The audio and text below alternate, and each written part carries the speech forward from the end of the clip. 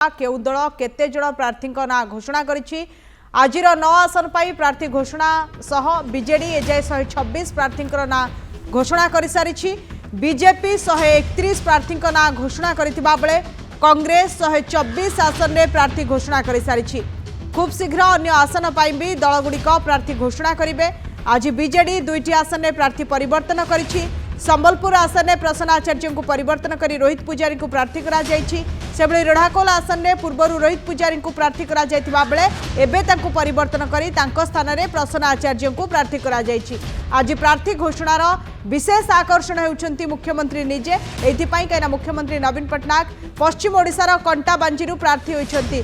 पूर्वरु से गंजाम जिलार हिंजिली आसन प्रार्थी हेबे बोली घोषणा कर सारिछंती।